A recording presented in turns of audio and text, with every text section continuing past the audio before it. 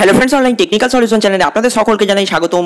আজ 19শে মার্চ মঙ্গলবার, আর ইতিমধ্যেই চারটি বিগ ব্রেকিং আপডেট বেরিয়ে এসেছে প্রতিটি ভারতবাসীর জন্য। মুখ্যমন্ত্রী মমতা বন্দ্যোপাধ্যায় এবং পুলওয়ামা হত্যাকাণ্ড এবং সাথে সাথে প্রতিটি রাজ্যবাসীর জন্য বিরাট সতর্কতা বার্তা বেরিয়ে এসেছে। তাই ভিডিওটাকে একটু স্কিপ না করে শুরু থেকে শেষ পর্যন্ত দেখতে থাকুন। তো চলুন শুরু করা যাক।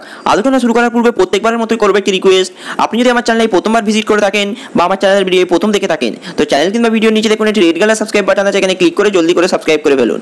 সাবস্ক্রাইব করার সাথে সাথেই দেখবেন পাশে একটি বেল আইকন আসবে, সেটিকেও প্রেস করুন, যাতে এই চ্যানেলের মাধ্যমে যখনই আমি এই ধরনের কোনো লেটেস্ট ট্রেন্ডিং হেল্পফুল ভিডিও নিয়ে আলোচনা করব তার সর্বপ্রথম নোটিফিকেশনটা আপনার কাছে পৌঁছে যাবে। প্রথম আপডেটটিতে বলা হচ্ছে, ফের ভারতীয় সেনার গাড়িতে বিস্ফোরণ, জখম হয়েছেন বহু ভারতীয় সেনা। ভোটের মুখে ফের সক্রিয় মাও সন্ত্রাস। এবার ছত্তিশগড়ের সেনার গাড়িতে আইআইডি বিস্ফোরণ ঘটালো মাওবাদীরা।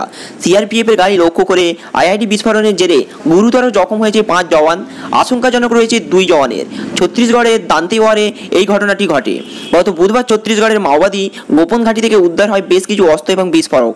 লোকসভা নির্বাচনের আগে রুটিন মাফিক তল্লাশি অভিযানে ওই ঘাঁটির সন্ধান মেলে। ছত্তিশগড়ের রাজনন্দাগাঁও জেলার জঙ্গলে মাওবাদীদের একটি গোপন শিবিরে তল্লাশি চালায় পুলিশ। অভিযানে একটি পাইপ বোমা এবং বেশ কয়েকটি বৈদ্যুতিক ডিটোনেটরের উদ্ধার করা হয়েছে বলেও জানা যায়। এই ঘটনার পাল্টা হিসেবে আজ সেনার গাড়ি লক্ষ্য করে এই হামলা বলে মনে করছে স্থানীয় প্রশাসন। আগামী 11, 18 এবং 23শে এপ্রিল ছত্তিশগড়ের লোকসভা নির্বাচন, তার আগে মাওবাদী হামলায় বাড়ছে আতঙ্ক। তাহলে বুঝতেই পারছেন, আবারও ছত্তিশগড়ের সেনার গাড়িকে লক্ষ্য করে একটি ভয়াবহ আইআইডি বিস্ফোরণ ঘটিয়েছে মাওবাদীরা। দিনের পর দিন মাওবাদী এবং জঙ্গিদের সাহসিকতার পরিমাণ কিন্তু বেড়েই যাচ্ছে। এর একটাই কারণ, ভারত সরকার এ ব্যাপারে কোনো কড়া পদক্ষেপ নিচ্ছে না, তাই তারা বারংবার পেয়ে বসছে, তাই তারা এত বড় বড় আক্রমণের সাহস পাচ্ছে। এক্ষেত্রে ভারত সরকারকে অনেক বড় পদক্ষেপ নিতে হবে, একটি ভয়াবহ যুদ্ধ জারি করতে হবে ওদের ক্ষেত্রে, যাতে ওদেরকে এক নিমেষেই ধ্বংস করে এক নিমেষেই দলিত করে দেওয়া যায়, যাতে পরবর্তীকালে এই ধরনের কোনো আশঙ্কাই না সৃষ্টি হয়, এই ধরনের কোনো আক্রমণের পথই না থাকে। যদি ভারত সরকার এ ব্যাপারে কোনো রকম কঠিন পদক্ষেপ নিতে সক্ষম না হয়, তাহলে কিন্তু ভারতবাসীকে পরবর্তীকালে আরও ভয়ানক সমস্যার মধ্যে পড়তে হবে। তাই ভারত সরকারকে অতি দ্রুত এ ব্যাপারে কঠিন পদক্ষেপ নিতে হবে, তাদেরকে ধ্বংস করে দিতে হবে, ধূলিস্থিত করে দিতে হবে একেবারে। আপনি যদি আমাদের সাথে একমত হয়ে থাকেন, অতি অবশ্যই ভিডিওটাকে ইয়েস লিখবেন, আর এই ভিডিওটাকে প্রত্যেকটি ভারতবাসীর কাছে শেয়ার করে তাদেরও মতামত নেবেন। পরবর্তী আপডেটে বলা হচ্ছে, ভূমিকম্পের ফলে ধুলোই মিশে যাবে কলকাতা, বলছে গবেষণা। বসন্তকাল এসে গিয়েছে প্রায়, সামনেই রয়েছে রঙের উৎসব। এছাড়াও বাংলায় নতুন বছর আসতে আর বেশি দেরিও নেই। সবাই নতুন বছরকে স্বাগত জানানোর জন্য ইতিমধ্যে প্রস্তুতি শুরু করেও দিয়েছে। খুশির আমেজে বাতাস। এই খুশির আমেজের মাঝেই খড়গপুর আইআইটি দিলে এক ভয়ঙ্কর বার্তা। তারা জানিয়েছে ধূলিসাৎ হয়ে যেতে পারে স্বপ্নের শহর কলকাতা।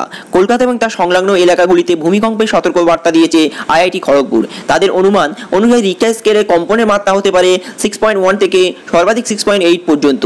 এই ভূমিকম্পের আশঙ্কা সবথেকে বেশি থাকতে পারে Park Street, Salt Lake, New Town, Rajarhat, Dumdum, Nagerbazar, city, Noapara ইত্যাদি জনবহুল এলাকায়। এছাড়াও ক্ষতিগ্রস্ত হতে পারে বেলুর, বরানগর, শ্যামবাজার, শিয়ালদা ইত্যাদি জায়গায়। ইতিমধ্যেই এই ভূমিকম্পনের রিপোর্ট জমাও দিয়েছে আইআইটি খড়গপুর। তাহলে বুঝতেই পারছেন, সমস্ত কলকাতা শহর যখন খুশির মেজাজে মেতে আছে, তখন খড়গপুর আইআইটি একটি বিশাল ভয়ঙ্কর বার্তা দিয়েছে। একটি ভয়াবহ ভূমিকম্পের সতর্কতা জারি করেছে আইআইটি খড়গপুরের বিশেষজ্ঞরা। ভয়াবহ ভূমিকম্পে কলকাতা শহর ধূলিসাৎ হয়ে যেতে পারেও বলছে।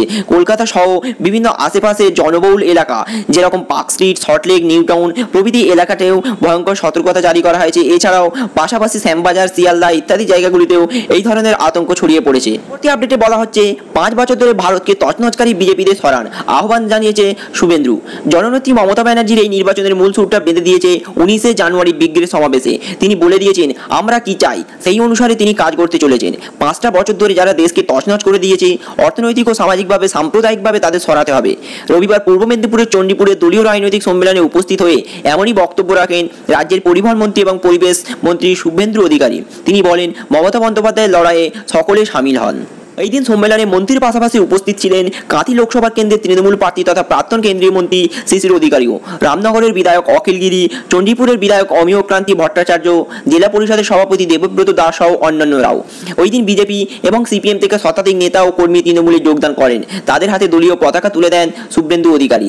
শিশির অধিকারী বলেন, এই বয়সেও মানুষের উন্নয়নের স্বার্থে কেন্দ্রের বিরুদ্ধে লড়াই করে চলেছি, যাতে মমতা বন্দ্যোপাধ্যায়ের লক্ষ্য পূরণ হয়। তারা আমাকে যখন যেখানে ডেকেছেন 60 বছর রাজনৈতিক জীবন গিয়েছি, এখনও আপনাদের ডাকে অলিতে গলিতে গিয়ে জনসংযোগে যোগদান করতে চায়, তাহলে বুঝতে পারলেন শুভেন্দু অধিকারী এক জনসভা থেকে আবারও বিজেপি সরকারকে তীব্র আক্রমণ করলেন। বিজেপি সরকার একটি তছনছকারী সরকার, গত 5 বছর ধরে ভারতকে তছনছ করে এসেছে। ভারতের অর্থনৈতিক, সামাজিক, সাম্প্রদায়িক সমস্ত দিকটাকে ধ্বংস করেছে বিজেপি সরকার। ঠিক এইভাবেই একের পর এক আক্রমণ করলেন বিজেপি সরকারকে।